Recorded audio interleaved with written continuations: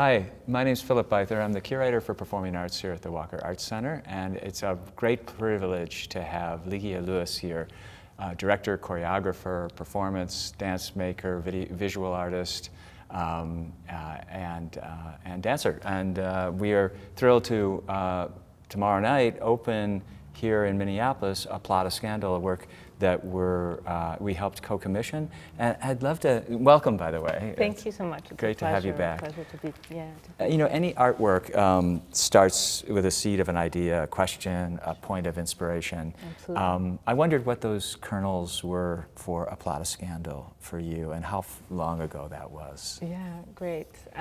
It's a good question. So a Plot of Scandal kind of emerged at a moment when I felt a need to be alone in the studio to rethink or maybe negotiate what my engagement with performance was. Like, what it wasn't because of COVID. It wasn't. No, this was well after COVID. Okay. I had made a really large stage work, Still Not Still. Sure, right. And I was looking for something a little bit more intimate and something that would come from a more personal voice, let's say.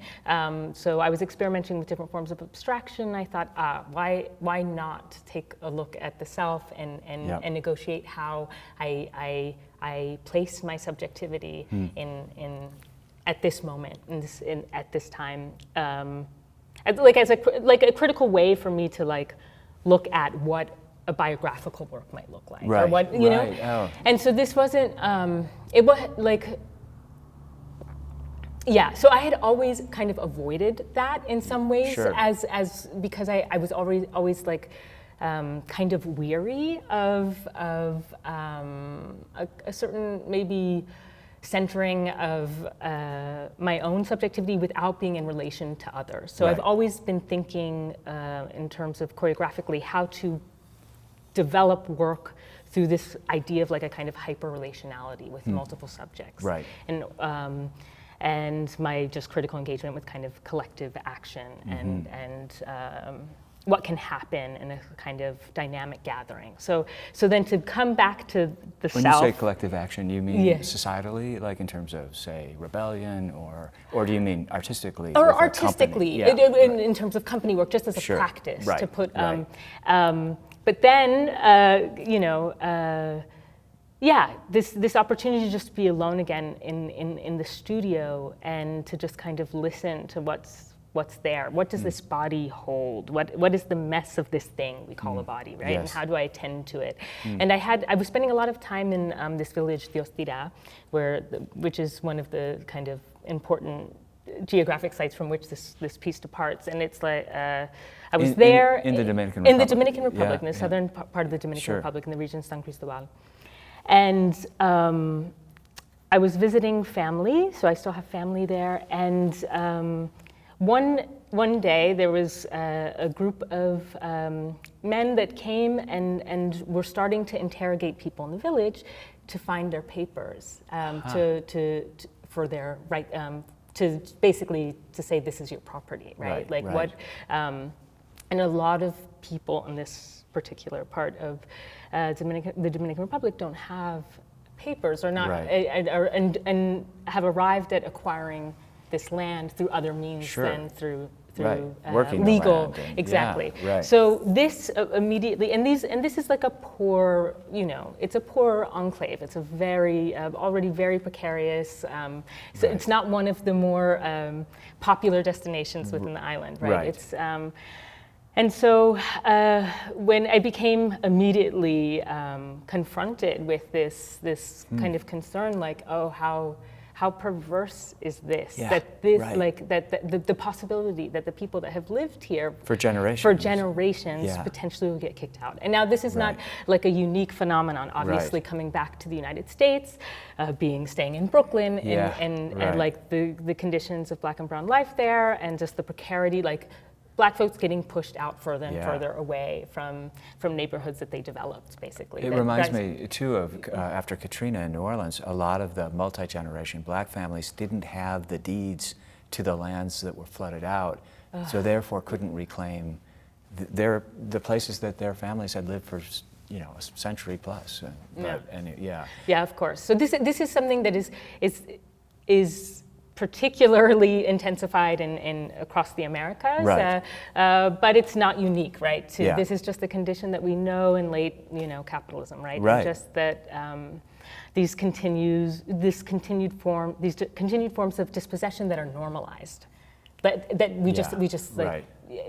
We just assume that this is just how it is, Right. and so I just immediately did not want to normalize that, and of course, I mean, there are a number of other things that come, kind of emerge, but that moment of recognizing the fragility of this space Right. and what it might become in the future, like, was, let's say, the urgency to push me forward to be like, okay, like, I'm going to interrogate the self through these different relations to Right. history. Yeah. And then I arrived at this idea, the very problem of property. Right. And not only because of the continued dispossession of like Black and Indigenous folks, but also by the sheer fact of Black folks having been historically understood as property. Right. So Right. this relationship to the body as subject, object, all the different things, Yeah. complexities that come into embodiment, the mess of it, and trying to make sense of it. So, Did that bring you to two central figures in A Plot of Scandal? One, your great-grandmother, Lalong, and her life and practices and the oppression that she faced, or the need to hide her practices, and then John Locke, who is the father of private property in a certain way. How did that research go about? Or so I mean, Lalong is someone who's been made sort of mythical within my family, just because we grew up hearing about Lalong and about her spiritual practice. Right. She didn't only, practice palo, which is this ritualized dance. She organized palo gatherings in the village at a moment when there was like extreme hostility towards it, because it was the time of Trujillo, who had a distinctly anti-Black government and legislation, and so it was always kind of, for example, my mother, who was alive at the time of Lalong, would always be like, would make a lot of jokes about what she was up to, because it was made kind of scandalous, not only within the family, because most of the family had also turned to the church at this point. I like my grandmother, exactly, evangelical, and then. So I was kind of just like fascinated by the little bits and pieces that I could compile of her story, and the kind of, they weren't, my family wasn't immediately willing to share that much about Lalong. It was just kind of more like to make jokes of how kind of wild she was, and I got interested in this condition of not being able to learn about her, and why? Because in some ways my family had committed itself to another relationship to life in general. Like, I mean, she was an agricultural worker. She practiced traditional medicine, and I mean, like most education systems informed by the West, it's like you inherit a whole other system of knowledge, right? So that deems this other thing as either provincial, deviant, strange. Like you try to distance yourself inevitably, because by distancing yourself, you have opportunity, right? Potential opportunity to like exist within a capitalist society. Was there fear too? There was certain fear as well, because that is part of the condition of like the anti-Blackness that spreads across the Dominican Republic that continues to exist, is that there was the anti-Haitian sentiment was so pronounced, and there was a genocide again. So people were just trying to distance themselves from any sort of Africanized faith, practice, or, tradition as possible in order to secure their lives, basically. And so this is something that, is still very much felt. And I think there's a large misconception that Dominicans don't know they're Black, and I'm like, no, that's not true. Like, there's no, like, you go there and it's, I mean, it's in the food, it's in the way language is spoken, it's in every part of embodiment, right?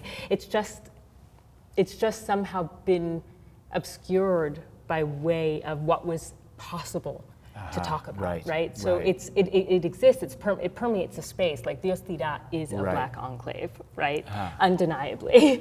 But so, Pride is not really able to be fully I out think there's there. just there are multiple things. Right, There are multiple sure. things. I think in part Trujillo instilled a certain kind of fear, and then of course across the Caribbean, you have this thing that's just, it's how pernicious like kind of colonialism and white Right. supremacy are. Is just like the closer you get to Europe, the more access you have Right. to life, let's say, Yeah, or to a right. certain kind of life, or to potential prosperity, or to Yes, So, right.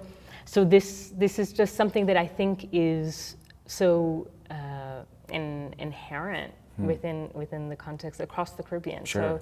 So it's something that unknowingly people just participate. I mean, Right. these structures of violence are not always made explicit, No, right? right.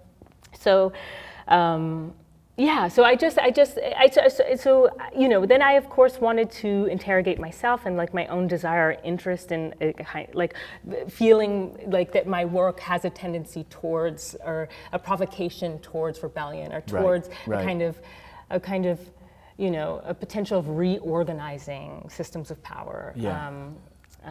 I understand. Sarah said your mother thought you were the wildest of the children, and Oh yeah, of course. My mother, I mean, she jokes and she's like, Ligia, don't you know all the revolutionaries are dead? Like, she's just like, like this like rebellious child. Like, what am I gonna do with her? Right. But also, she deeply appreciates the work. Like, Yeah. she loved it. She was deeply touched by it. Oh, And great. my family members as well. They're like, Lelong is doing her is brujeria back to life. Yeah. across the United States and Europe. They love it. They're like, oh yeah. So in a way, it's the work is in honor of her and in honor of my family and Yeah. their history, and one that hasn't been able to be articulated in quite the same ways as perhaps you have certain like other traditions, or as you described as Black pride, or histories of a kind of Black consciousness. And Yeah. for this, I wanted to pay homage to these practices and Right. this epistemology that was otherwise cut off to me, right? It's So almost I like didn't. I'm trained within a Euro-American tradition, so I sure. think that's super important to recognize. This isn't me. So the danger of authenticating this gesture that Right. happens at the end of the work is that I was cut off. I mean, if anything, the work is a critique of this. That this is that is not like. Immediately accessible to me Right. because of this distancing that my family had with this tradition, right? So, and I grew up also, I was born in the Dominican Republic, but raised in the United States. Right, So, sure. so in a way, my entryway into Caribbean dance was through education. Right. Like it's through university. Right. And through, so I always struggle with authenticity, always. Right. Yeah. And What do you mean by that? I just think that in my work, I'm interrogating representation through representation. So there's a certain kind of plasticity, a kind of distanciation that I'm Yeah. playing with inside of the work. There's always an interrogation of me seeing you, seeing me. Right. So at no point, and so I'm conscious at every moment of what every gesture is, or I'm trying to be at least, Right. of what every gesture is doing. It's what I'm trying to say really is that it's like, it's very formally organized, Right. and it's like very intentional, and very choreographed in that sense. Yeah. So and I'm very deliberate in how much I share and how much I don't. You pull back. Yeah. Yeah, exactly. So that dance is Yeah. constantly happening. So and in no way, shape, or form would I think it would be okay to do palo. Yes, within a like it's a European sacred theater. ritual. in It's a also certain- sacred. Yeah. It's like it's not intended for the theater. Right, So yeah. so I think that the theater, and I'm gonna actually quote Faustin Nyakula, who I really love. And whose work is quite inspiring. For us too here. He's one of our central, we were talking about Ralph Lemon before, but Faustin has done many works here with us, and he's such an inspiring figure. Oh, absolutely. Yeah. Absolutely. And he describes like where he learned and how he learned dance, and how it was this kind of ritual of gathering, and it's like energetic. It's like the cipher, right? Right, And it's like right.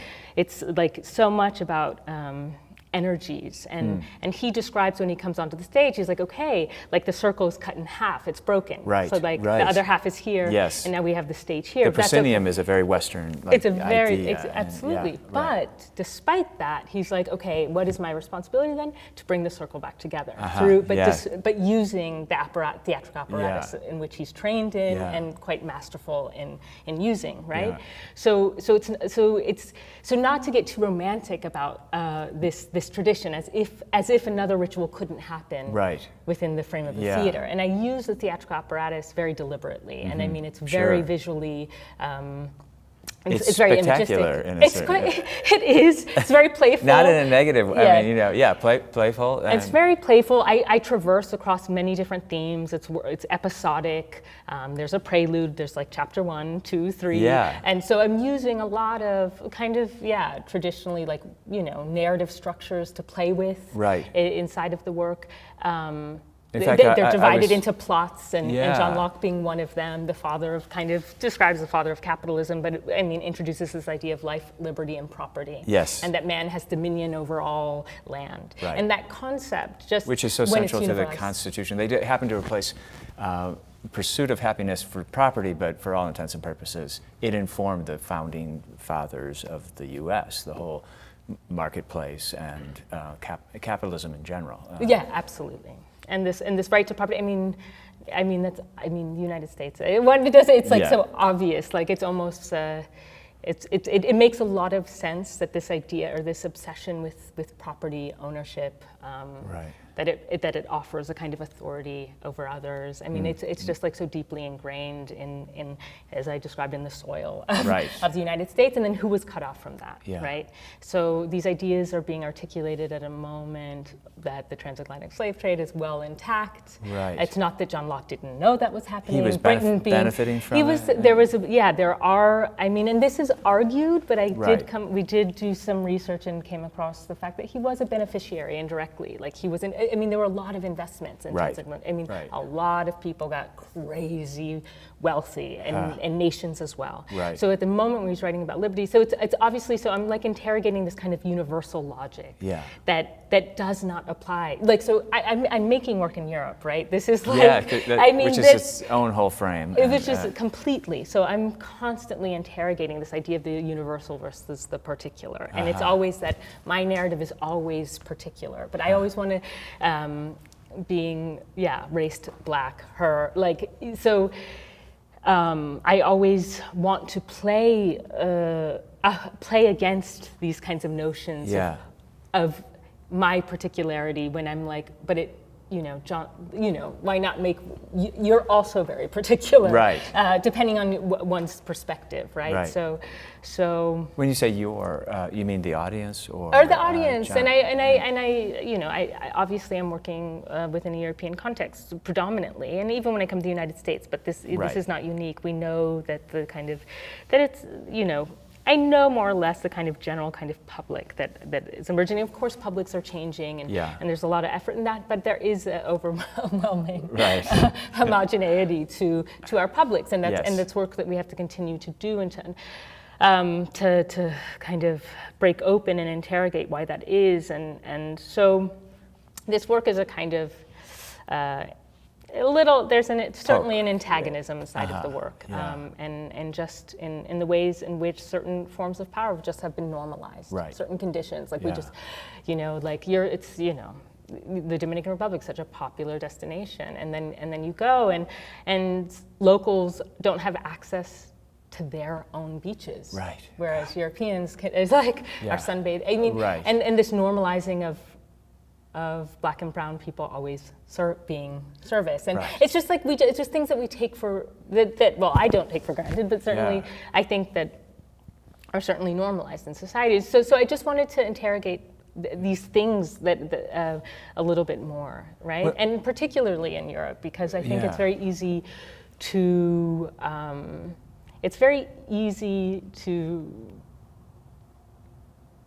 point at an elsewhere to say, oh, it's look how horrible things are over there, you know, particularly in the United States. Right. It's like, you know, and rather than being a little bit more self-critical, it's like, okay, what are some of the concepts that gave birth to these different forms of life? That we're enjoying. Some of us get to enjoy and others don't, right? When you got to the point of doing, with your sister Sarah, who served as dramaturg, the historical research around some of the leaders of slave rebellions and John Locke himself, and then you had these different plots and stories, how did you get to the point of figuring out how to interweave them into a single work?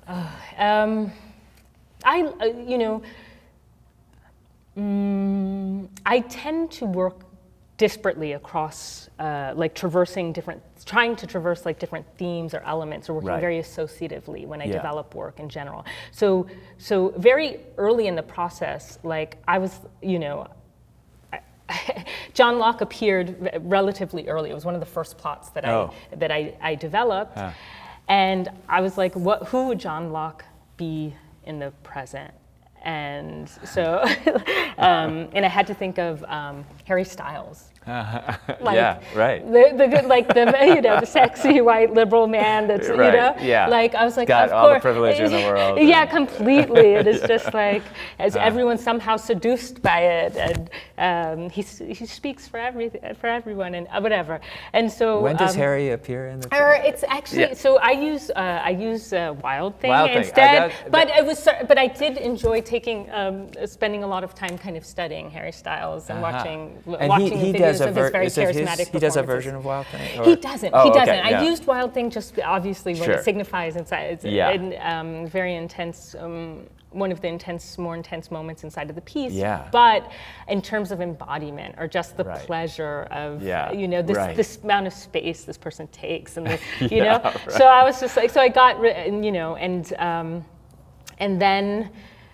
Yeah, so different things just emerge, and then, I mean, the prelude, revenge, I mean, there are words that appear to me very early. I also write a lot, so in the process of developing a work, and revenge, rest, and repair were kind of words that were in the room. Right. I had this figure, John Locke, Harry Styles, you know, and slowly you start, it's and literally your great-grandmother. And my great-grandmother, of course. My great-grandmother that I turn to at the end of Le Long, who I arrive at. But I have to, I feel like in order to get to Le Long, I have to pass through all of these different registers of sense making in order to arrive to her, and not to both take her for granted and also allow the work to collapse into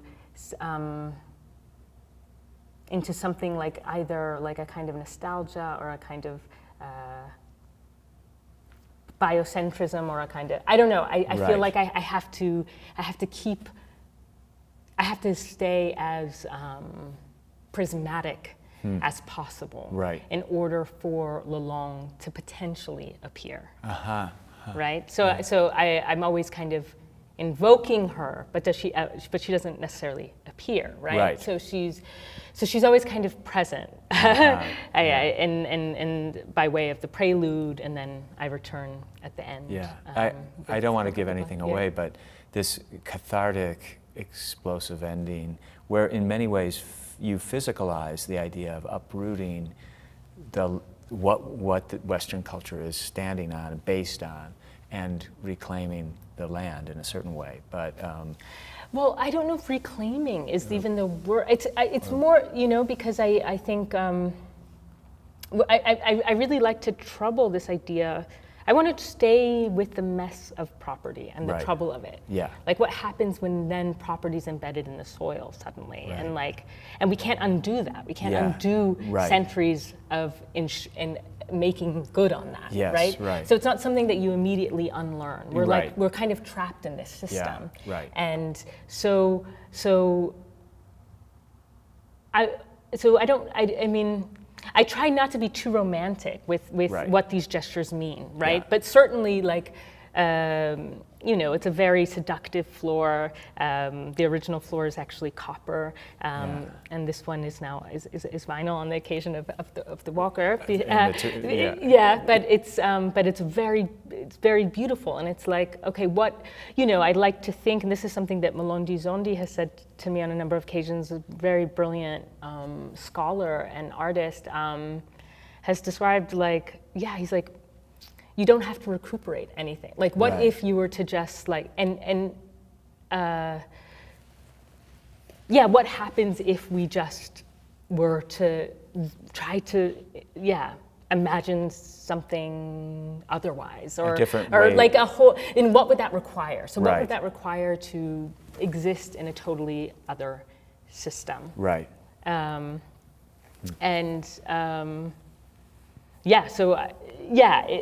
think that I'm still like I'm still stuck at the place where it's like, well, I'm somehow trapped in what I know and what I've inherited, right? Right. Growing up in the United States, living Right. in Europe. So it's not to say that I don't want to make a kind of naive kind of reclamation of land to Right, like how right. do we? I mean, of course, reparations yesterday, like Yes. without a doubt, like right. But then even further, like even the further provocation, let's say, is what like. But is that really repair? Like, what does Right. repair look like? Yeah. Like, I mean, the work ends with that question. Right. The Yeah. question of repair. So Yeah. let's say even if we make good on the ethical demand for reparations, Right. which is an ethical demand Right. at this point. Yeah. Like, it still, Yeah. we're trapped with all of these epistemologies that we've inherited that, Right. that have determined how we relate to one another Yeah. and to the land. And- And so what are the things, like what kind of unlearning needs Right. to be done? Yeah. And what kind of radical imaginaries need to exist Yeah. in order for those other forms of practice to emerge? And we have examples, of course, historically. Right. We have many examples Yeah. in which, the utopia of property being, Right. not being, Yeah. the state owning all the property, or there's enclaves of like mini utopias where Yeah. communities co-own and co-share. And I think, that's more interesting, right? Like, it's like, how could we, even more for me, and because I'm dealing with embodiment, how do we even like start to relate to each other if Right. property isn't like central to Does our ways of relating? Does performance and the theater allow the freedom of a reimagining that maybe is harder for people in their day-to-day existence, and reimagining a whole different way of being in the world? Oh yeah, our everyday is inundated with like Right. all different forms of terror that we just Yeah. don't acknowledge, that Right. we really just take for granted. Yeah. Even here coming to the Midwest, I was like overwhelmed by, I've been in Europe for many years, but I'm just like, oh my God, the cars are so big. Oh, right? right. Which I'm surprised about, just because Yeah. like, gas prices are going up. I just feel like there's like, people are a little bit more concerned about the environment. Yeah. But this idea of freedom is so, which unfortunately is never, articulated as someone's freedom is at the expense of someone else's, right? So it's like we aren't raised with this idea of interdependence. Right. Like to return back to John Locke, it's like he's the figure that, that solidifies, he articulates and philosophizes the idea of the individual. Right. Right? Which is that is a complete fabrication. Right. That is a Eurocentric fabrication of what, there are so many places across the globe where you experience something just radically different. Right. Where the individual does not and cannot exist. It's just totally unnatural, actually. Right. So we do, Yeah. so that's the thing, these little ways in which that are like, we just take them for granted. Yeah. You've talked about in the past sometimes an expectation that, say, Black artists need to send this direct political, anti-racist message through their work, and you've resisted, in fact, spoken out, repelled kind of this notion that a reductive or didactic message is the sole or best approach that Black artists have to, or that's expected of them. Could you talk about the balance you try to find in, say, like a plot, a scandal, between politics and openness, like abstraction and the hope that people will walk away with some. I'm not sure. I'd love to hear if what you ideally would like to have an audience leave changed in what way. Right. No, those are good questions. I mean, I do think we're at a moment where the realm of representation is just like deeply complicated. It just is. First of all, I don't want white people to decide for me how much and how far I can experiment. Right. I don't. So it's like, for me, I take great pleasure in being in the studio, and I love the mess of the studio and the chaos of it, and just like the space of nonsense and absurdity and play, like that's mine. That's for me. So, no audience. I'm very conscious of the fact that the work is being presented, usually in a theater, sometimes in a gallery, and it is very intended to be looked at. Right. That is part of the.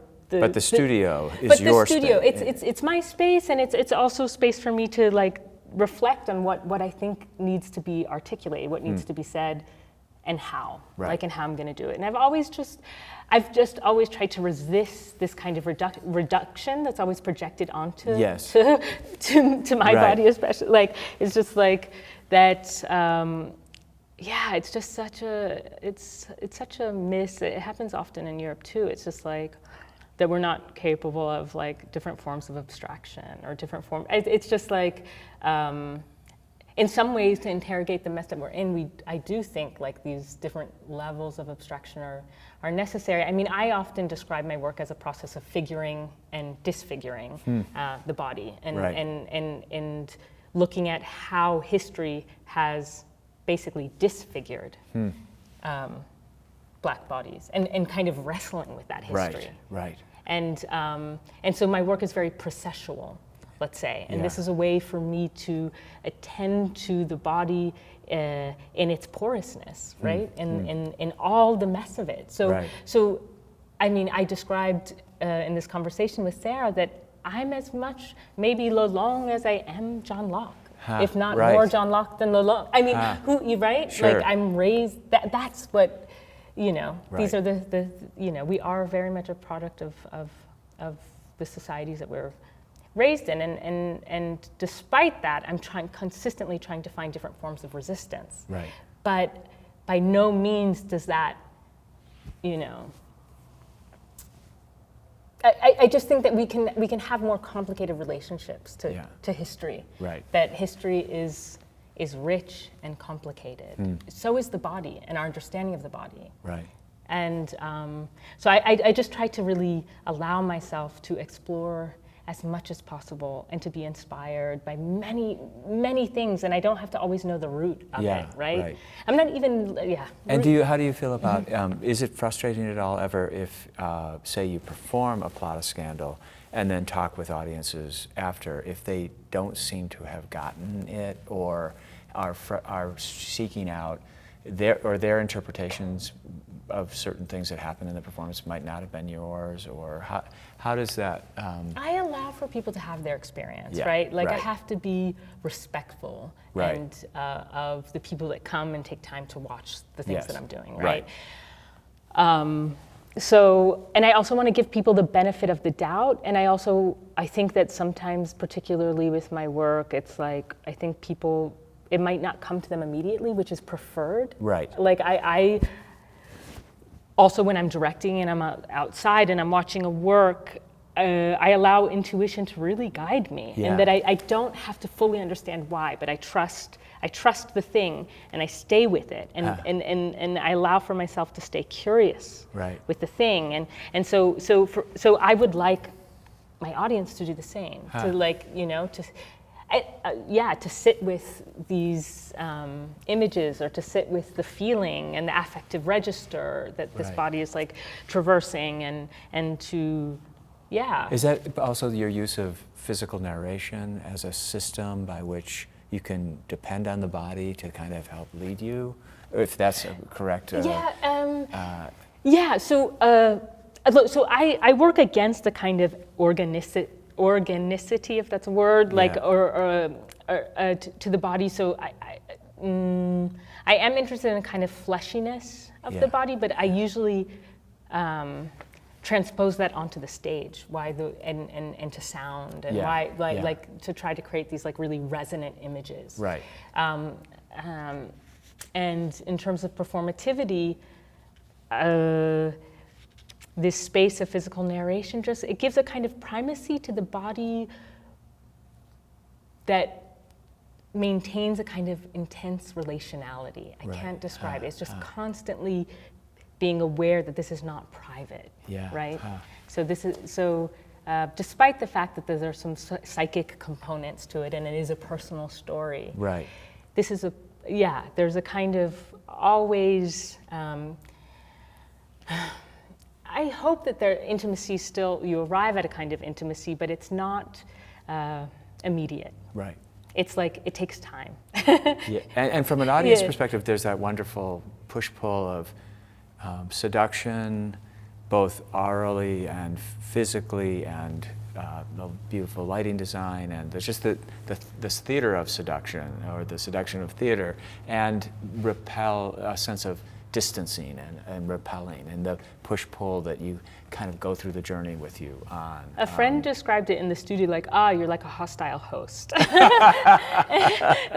like, yeah, maybe a bit at moments, and then other times I hope that there are moments where people feel really let in, but it's not immediate. I like this. I love playing with ambivalence. Right. Really, in all the work, with every figure, constantly, like, who's this person now? What's going on here? Like, is this an invitation, or do I need to leave now? Or, and it's obviously a kind of combination of the two. So. Do you think? The frame that your last work, Water Will, was placed, that I placed it in, and the work that will open. Our Out There series is this notion of a series of work that is attempting to offer people alternatives of what theater can be. And do you feel that the body embodiment is a tool by which it can reinvent the notions of what theater is, versus, say, just see it as a dance theater event or a dance piece or something? Right. Because theater is traditionally thought of so much as language-driven, word-driven. No, absolutely. No, that's a good question. I mean, I don't think I'm certainly not reinventing anything with this work, but I love I love the apparatus of the theater. I love the proscenium also. I love which is somewhat counter. I mean, in recent years, some people have really rejected the proscenium, contemporary performance makers. But I've also noticed a re-embrace too of that as a tool. But have you always loved the theater? Not initially. Not initially. Like, the first things I made were very, score-based, very minimal, very focused on the body, and I was at first interested in the primacy of the body. And then I just started to think about, the theater as a body and people as one body. I just started to, and once I did that, I got really excited about what's possible. And this kind of the multiplicity of just being that the theater provides. I always refer to my work as kind of playing with multiple fictions, historical, personal, imagined. So I just find that the theater invites that, and as of late, I made a film translation of A Plot of Scandal. I can't wait to see it. You've got your first solo exhibition up right now in New York too, which is a wonderful, congratulations, thing to be living in that world as well. Which is a huge, huge pleasure. I mean, the translation of the work to camera, and that was, and it's not even a direct translation of the stage work itself. It's really like placing it within a European landscape. And you shot it in Italy, shot it in Sant'Arcangelo. And in this kind of medieval village. And bell towers, the trees, just like, European landscape. I've heard a lot about the festival there. Exactly. So I was there presenting the stage work in a kind of very traditional proscenium theater in Rimini. And then we stayed a week later and shot in the village. And that was a really enjoyable process, very, very tedious, very challenging as well, because things that, it's completely different, the performance on stage versus performing for camera. Right. And then I do think that the possibility of like different kinds of intimacies and the relationship between one lens versus a body of Right. people, like a kind of public, proposes a whole Yeah. other set of questions and ways of performing, which was very interesting and very exciting. So I didn't try to stay loyal to the stage work. I really like departed from the stage work and developed kind of a filmic Maybe version. that's a nice chance to ask you. Also, a few years ago, my colleague Pavel Pish was able to work with our acquisition committee to acquire an edition of Deader Than Dead, an art video work that came out of a live performance. And was that early in your starting to explore film and video as a medium? Absolutely. I mean, that was an invitation from the curators of Made in LA. Hammer Absolutely. So, and I was like, I was very scared. I was like, and I'm so glad that the 3 curators of that iteration were very trustful. They're like, you can. They had kind of faith that I would manage. It was very challenging. So I did try to stay more loyal to the live work. Right. So it is in some ways a very choreographed document, a stylized document of the live work. Yeah. But through, just in terms of, which this arrived through the process of editing to maintain the liveness. I had just multiple perspectives playing simultaneously to hold on to what I felt like is the richness of live performance. Right. And so cutting that was also very, very challenging, but very exciting. It worked so well, though. You did such a nice job with it, and we're thrilled to have it in our galleries. I wish we could have made it happen simultaneous, because that's how I saw it in Austria or something when I was there for a Plata scandal. Oh no, that was for the larger group work that you had. Yes, and but you had Deader Than Dead in a separate room. Yeah. And it's just great to be able to see them in one setting. You know, Right. But we're telling everyone now, come back in a month and motion capture will feature this new video work. Which I'm in the end I'm very proud of that work, and I'm so glad that it got to have a life. And then and there's something about video work that's very interesting. The performance, like once it's done, right?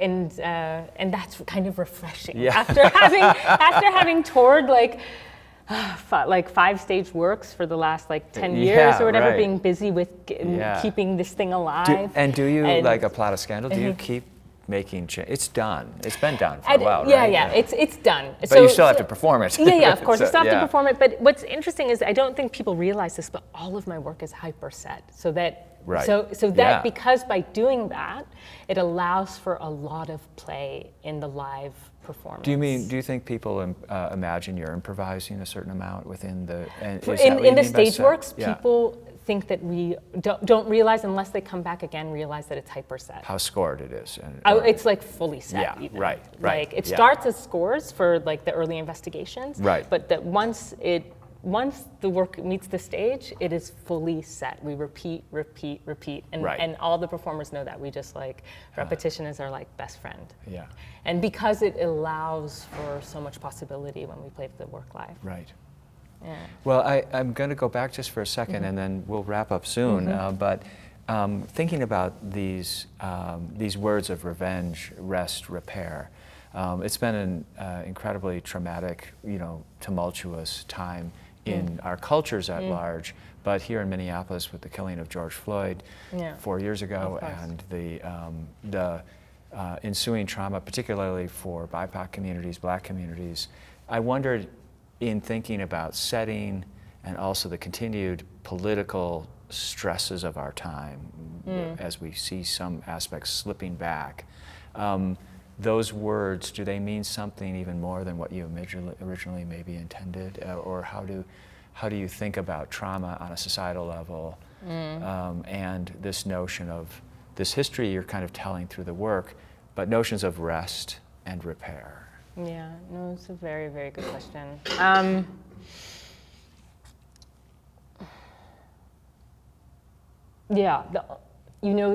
this question of rest and when will it be made possible for us to rest, Right. to be at, Right. in rest. That's the thing we're kind of waiting for, right? And I don't think right. that's the, and of course you take moments, there are moments for, moments of rest, of course, in order to get back to the work that you need to do. But I just think this rest is kind of floats as this kind of ideal, like, Right, but it's right. not for our, Unachievable. it's not for now. It's not for now, right? Right. It's not for now. There's too much threat. work. No, there's just too much work Right. to be done. Right. Right. There's just too much work to be done. My previous stage work was called Still Not Still. Yes. Right. It's yeah. like stillness isn't maybe. It's not. Not yet for us, right? But it's something that you invoke. And when you for say a future stillness, time. or not for us, do you mean artists of color in particular? Yeah, definitely, Yeah, and right. specifically Black artists, Yeah. like Black folks, Right, sure, beyond right. artists, beyond. It's just like And does that mean repair is even further out in terms of repair remains a big question mark. I think we live in a society that too often privileges like solutions, and I'm someone that really loves to sit with the difficulties of things, right. the difficulties at arriving at a Right. solution in consideration of how messy our past has been. And to suspend that wish for a solution, to instead sit with these questions.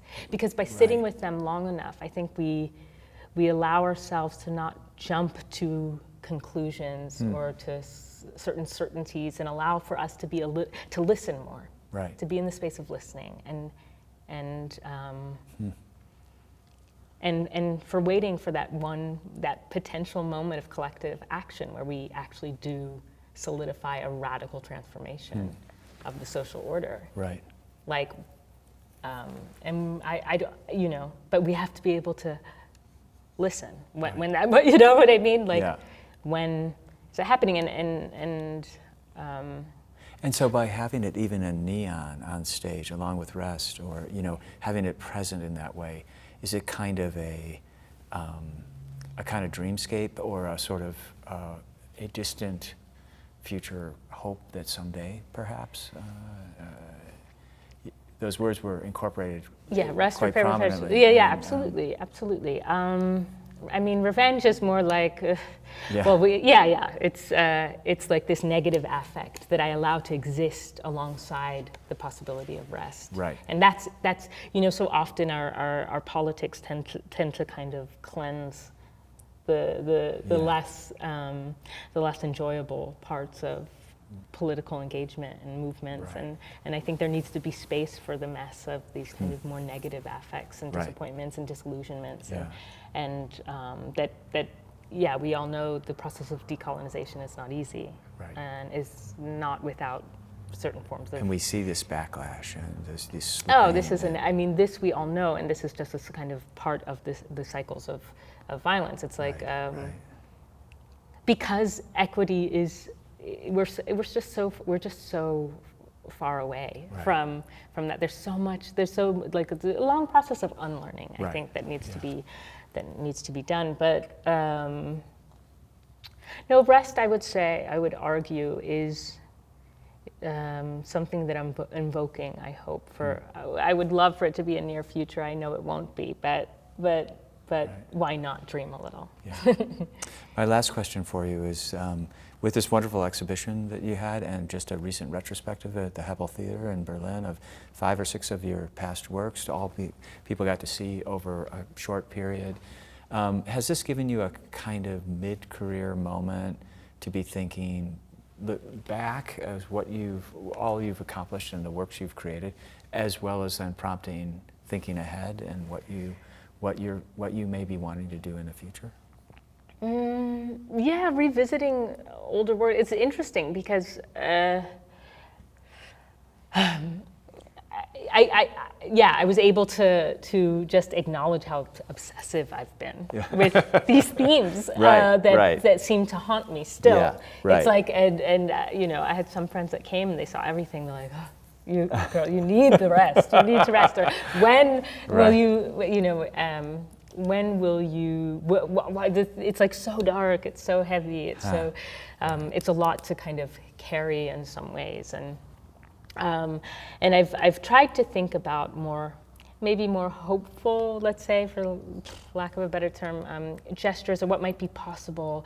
And I still want to challenge myself. So I would say that after looking back at this stage works or the things I've been engaged with, let's say, for the last like kind of 10 years, I've been very much interested in kind of the frame of the theater and what the process of seeing and what these kind of optics do and the violence of them and how this is a privileged regime that has overdetermined who's human, who's not. Like, and it's still so over-determining, really. And it's so I was very interested in the theater being a place to work that out, precisely because, I mean, the etymology of theater, theatron, like it's a seeing place, right? So it's like the sight is like, it's so crazy, how much violence is created just through seeing, and how much we miss, and how many,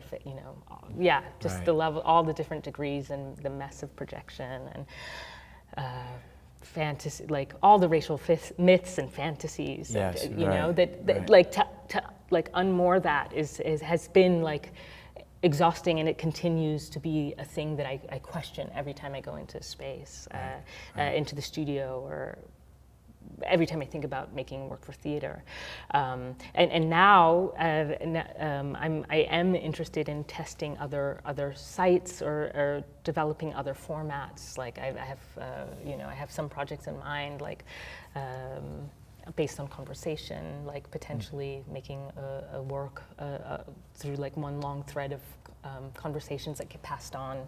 I'm interested in like interrogating these different different forms of like intimacy and what it kind of emerges through like a conversation format, right? And to try to imagine what secrets can be told that can't be told otherwise, maybe on the stage, but maybe through the intimacy of the ear of a friend, and how that could turn into something, I don't know. Oh, great. And then, or I've thought about like site-specific works. Maybe I've fantasized about developing a work next to the Christopher Columbus statue in Lisbon, which is massive and still... Which is still up. And, of course.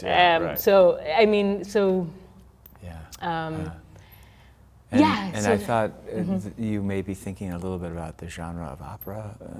Absolutely. Way. So I'm also I've worked with my twin brother on a plot of Scandal, and we've worked also on a project for the High Line, and we are both kind of fascinated with what might happen if we made a kind of contemporary opera, and that's something that's certainly on my mind, and Well, this has been such a pleasure. I so appreciate your work and your deep thinking about these questions. And I know I read and we talked a little bit about some of your inspirations, people who have been central to the Walker's history, Jauwele Willa-Jozola and Ralph Lemon and Faustin Liniakula and Nora Chipamore and others who have been meaningful to you as a younger artist. And I'm sure that kind of impact you're having on the next generation of artists who are clearly being influenced by your work, and we're so pleased to have you part of that family of artists who are part of our history now. So. Yeah, thank you so much. It's really, really an honor, really. Thanks, Ligia. Yeah, thank you.